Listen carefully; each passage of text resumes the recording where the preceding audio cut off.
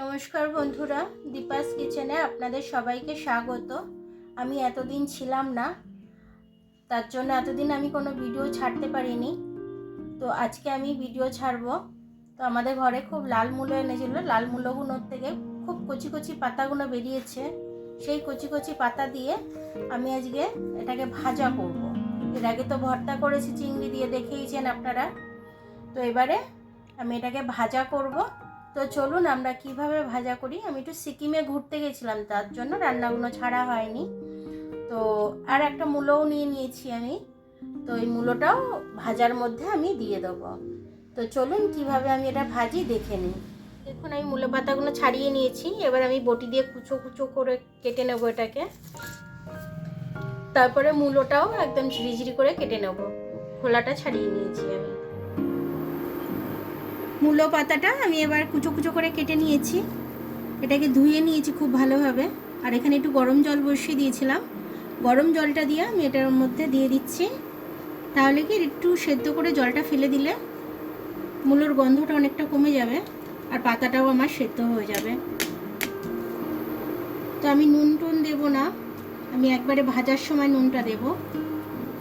আমি এটা একটু চাপা দিয়ে দিলাম, তেলটা দিয়ে দিয়েছি। এবার আমি লঙ্কাটা ফোড়নে দিয়ে দিলাম, একটু সর্ষে ফোড়নে দেব আমি।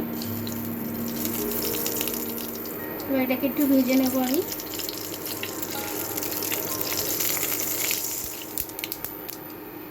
দেখুন এর সাথে কিন্তু আমি 4টা কাঁচা লঙ্কাও দিয়ে দিলাম, একটু ঝাল ঝাল ভাব হবে। মূলোটা দিয়ে দিলাম, দিয়ে রেখেছিলাম। এখন মূলোটার মতো একটু নুন দিয়ে দিচ্ছি, সামান্য একটু হলুদ দিয়ে দিচ্ছি। এটা দিয়ে এখন মূলোটা একটু ভেজে নেবো, তারপর মূলো পাতাটা দিয়ে দেবো। মূলোটা ভাজা ভাজা একটু হয়ে গেছে, এবার আমি এর মধ্যে পাতাটাকে দিয়ে দেবো। পাতাটাকে সেদ্ধ করে জলটা ঝরিয়ে রেখেছিলাম আমি। এবার পাতাটার মধ্যে একটু নুন দিয়ে দিলাম।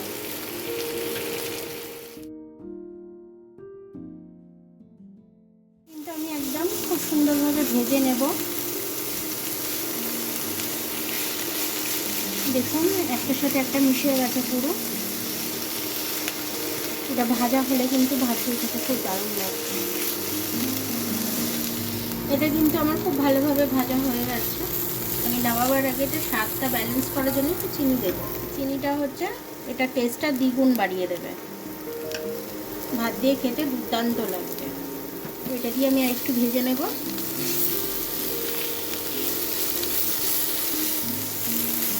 দেখুন আমার চিনিগুলো কিন্তু দারুণভাবে গলে গেছে। এবার আমি এটাকে নামিয়ে নেব। দেখুন আমার পাতা ভাজাটা মূলো দিয়ে খুব সুন্দরভাবে হয়েছে, খেতেও দুর্দান্ত হয়েছে।